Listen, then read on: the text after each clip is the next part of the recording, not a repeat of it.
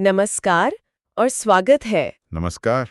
आज हम Dale Carnegie की बहुत ही मशहूर किताब लोक व्यवहार उसके कुछ खास हिस्सों पर बात करने वाले हैं। हाँ, वही किताब जिसने पता नहीं कितने लोगों की जिंदगी बदली है। बिल्कुल, ये किताब सिखाती है कि भाई दूसरों के साथ अपने रिश्ते कैसे सुधारें, उन्हें अच्छे तरीके से कैसे प्रभावित करें। हाँ, और आज हम इसी की कुछ बुनियादी बातों को समझने की कोशिश करेंगे। गहराई से देखेंगे कि ये सिद्धांत आखिर हैं क्या। बिल्कुल।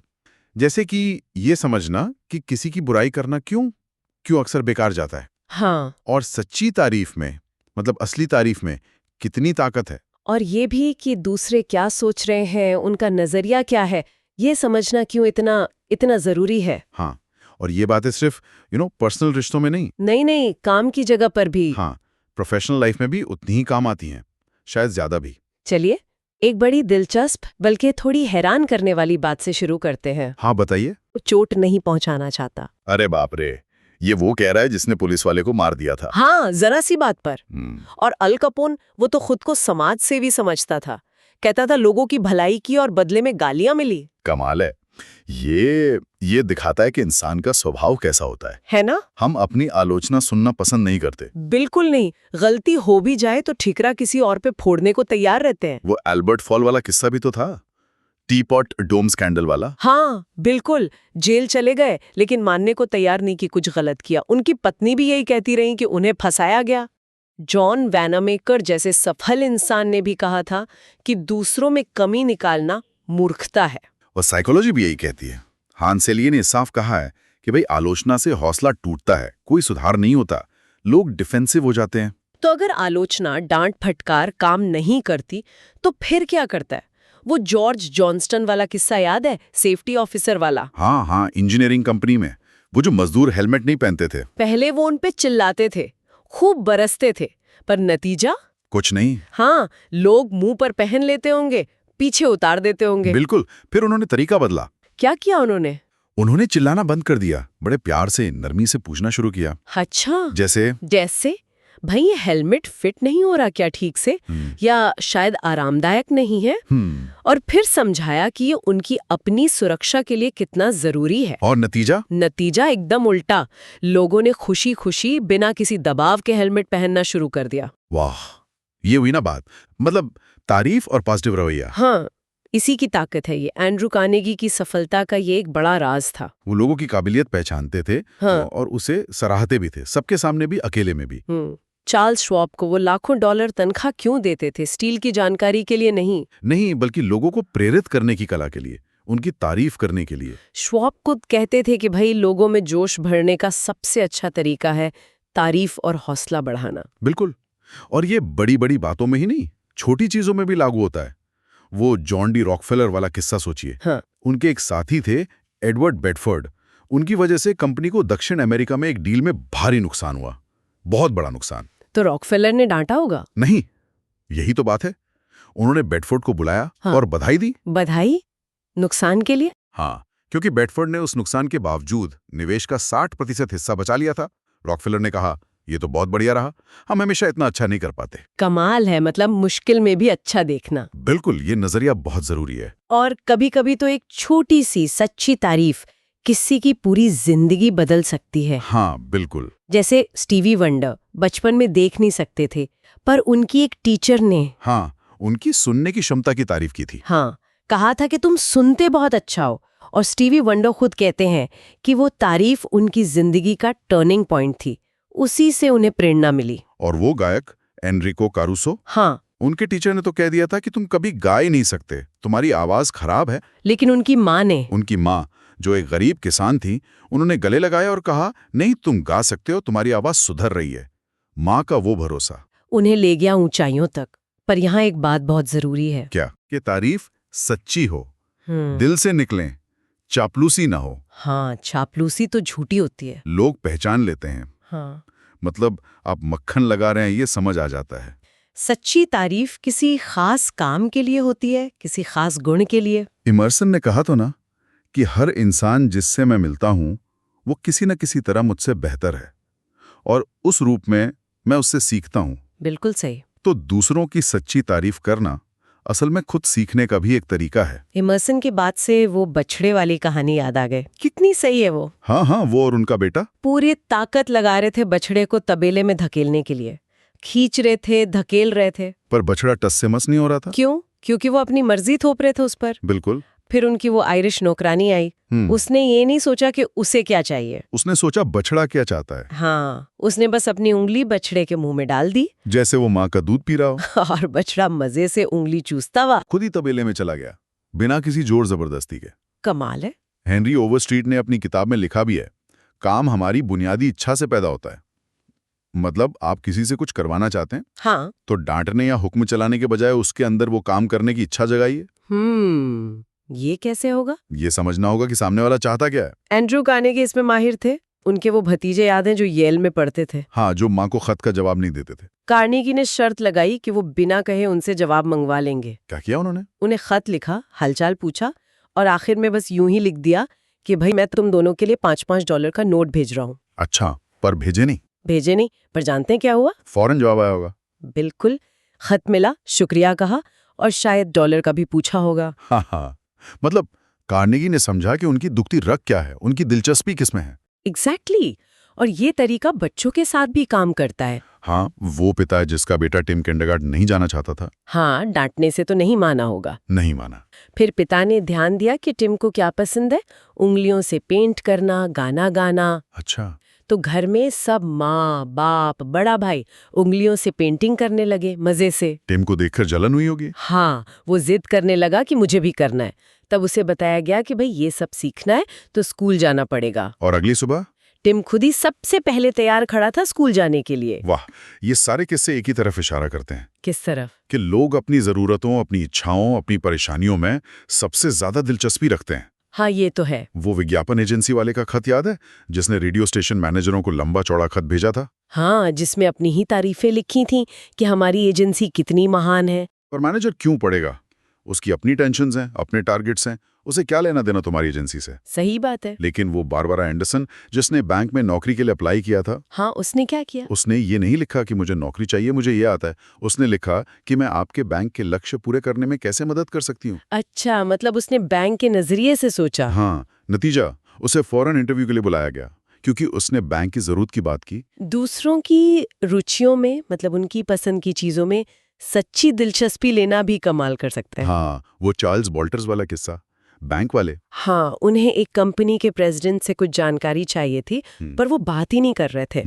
फिर वॉल्टर्स को पता चला कि प्रेसिडेंट के बेटे को डाक टिकट जमा करने का शौक है। अच्छा, फिर अगली बार वॉल्टर्स कुछ बढ़िया विदेशी टिकट लेकर गए, अपने बैंक के फॉरेन डिपार्टमेंट से जुगाड़ करके, और प्रेसिडेंट से कहा ये आपके बेटे जॉर्ज के लिए हैं। अरे वाह, फिर तो प्रेसिडेंट का मूड ही बदल गया होगा। बिल्कुल, चेहरा खिल गया, गर्म जोशी से मिले, घंटों अपने बेटे और टिकटों के बारे में बात की। और जानकारी वो भी दे दी, बिना वॉल्टर्स के दोबारा पूछे ही। देखिए, जब आप किसी की पसंद की चीज में सच्ची दिलचस्पी दिखाते हैं, तो वो इंसान खुद ब खुद आपके लिए खुल जाता है।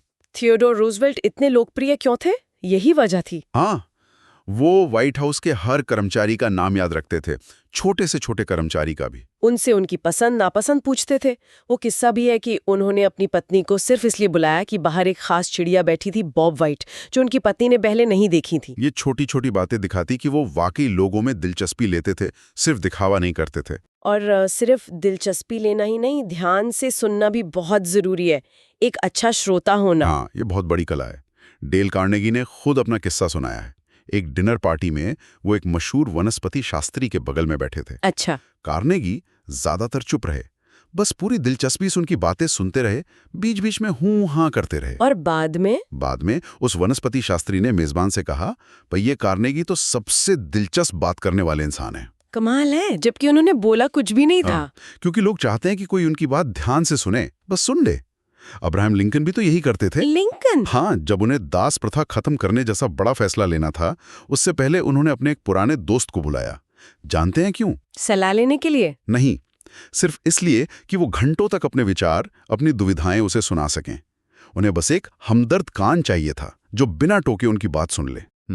और इसी से जुड़ा है सहानुभूति दिखाना, मतलब एम्पैथी। बिल्कुल, जब कोई परेशान हो, गुस्से में हो, तो बस ये कह देना कि हाँ यार मैं समझ सकती हूँ तुम्हें कैसा लग रहा होगा, या तुम्हारी जगह होती तो मुझे भी गुस्सा आता। ये जादू की तरह काम करता है।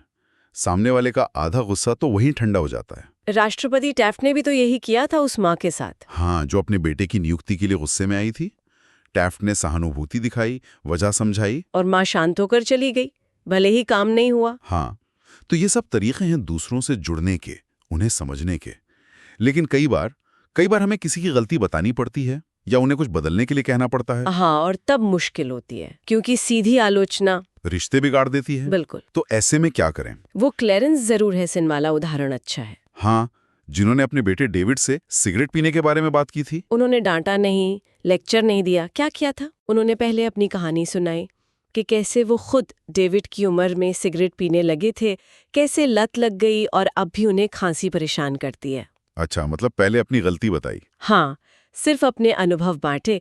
नतीजा ये हुआ कि डेविड ने खुद सोचा और सिगरेट छोड़ने का फैसला किया। ये बहुत कारगर तरीका है। अपनी गलती पहले बताने से सामने वाला डिफेंसिव नहीं होता, सुनने को तैयार हो जाता है। और एक और बात, जब हम किसी की तारीफ के बाद लेकिन लगाते हैं, हाँ, जैसे जॉन तुमने इस बार अच्छा काम किया, लेकिन। तो वो लेकिन सारी तारीफ पर पानी फेर देता है। बिल्कुल, बच्चा या कर्मचारी यही सोचेगा कि तारीफ तो बस कहने के लिए थी, असल बात तो नुक्स निकालना है। इसकी जगह और का इस्तेमाल करना चाहिए। कैसे? जैसे, जॉन, हमें गर्व है कि तुमने इस बार ग्रेड सुधारे हैं, और अगर तुम इसी तरह मेहनत करते रहोगे तो अगले सेमेस्टर में गणित में भी कमाल कर सकते हो। हाँ, ये हुई ना बात। इसमें उम्मीद है, प्रेरणा है, आलोचना नहीं। बिल्कुल। इसी तरह सीधा हुक्म देने के बजाय सवाल पूछना बेहतर है। हाँ, जैसे वो इयान मैकडॉनल्ड में फैक्ट्री में किया था, रश ऑर्डर वाला किस्सा। हाँ, उन्होंने ये नहीं कहा कि सबको ओवरटाइम करना है। उन्होंने क्या पूछा था? उन्होंने सबको इकट्ठा किया, स्थिति बताई और पूछा, क्या हम सब मिलकर कोई ऐसा तरीका सोच सकते हैं जिससे ये ऑर्डर समय पर पूरा हो जाए? और लोगों ने खुद ही रास्ते सुझाए होंगे। हाँ, और जिम्मेदारी भी ली, क्योंकि अब वो उनका फैसला था, सिर्फ बॉस का हुक्म नहीं। ये लोगों को साथ लेकर चलने का तरीका है। पर इन सबसे बढ़कर एक चीज है। क्या? दूसरे इंसान का आत्मसम्मान बचाना, उसकी इज्जत रखना, किसी भी कीमत पर। सेंट एक्सपेरी ने कहा था ना, किसी के आत्मसम्मान को ठेस पहुंचाना अपराध है। बिल्कुल, वो वाइस प्रेसिडेंट वाला किस्सा सोचिए, जिसने सबके सामने अपने प्रोडक्शन सुपरवाइजर को बुरी तरह डांट दिया था। हाँ, नतीजा क्या हुआ? नतीजा ये हुआ कि वो काबिल सुपरवाइजर, जिसकी सब इज्जत करते थे, वो कंपनी छोड़कर चला गया।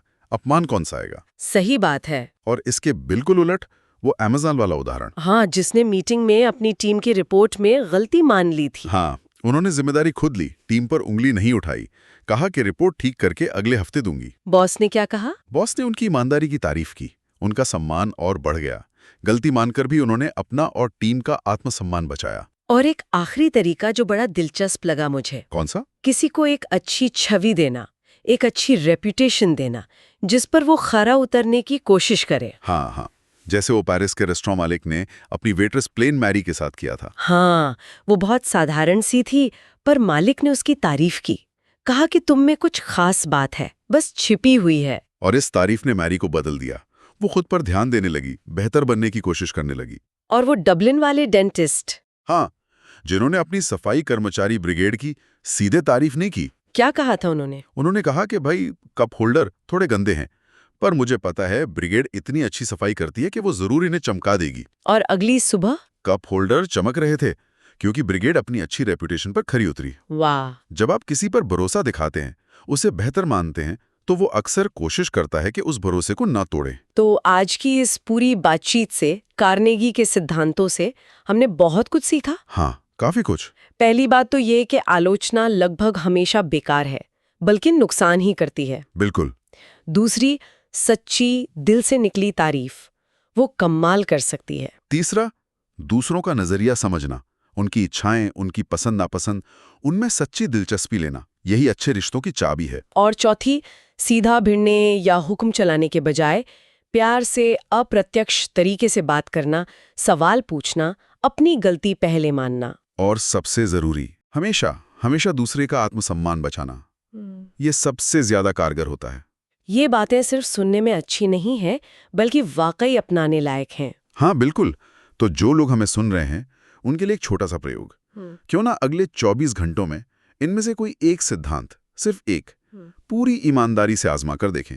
जैसे? किसी की सच्ची तारीफ करें, या किसी की बात बिना टोके पूरी दिलचस्पी से सुने, या फिर किसी को उसकी गलती बताने से पहले विनम्रता से अपनी कोई कमी बता दें। और फिर देखें कि क्या होता है। हाँ, देखें कि इसका आपके रिश्तों पर क्या असर पड़ता है, घर में, ऑफिस में, कहीं भी। हो सकता है आप नतीजों से हैरान रह जाएं। बिल्कुल हो सकता है नतीजे देखकर आप हैरान रह जाएं और ये सोचने पर भी मजबूर हों कि क्या ये सिद्धांत जो इतने पुराने हैं आज की इस तेज रफ्तार डिजिटल दुनिया में भी उतने ही काम के हैं। ये बड़ा सवाल है। या शायद हमें इन्हें आज के जमाने के हिसाब से नए तरीकों से इस्तेमाल करना सीखना होगा। इस पर सोचिएगा जरूर।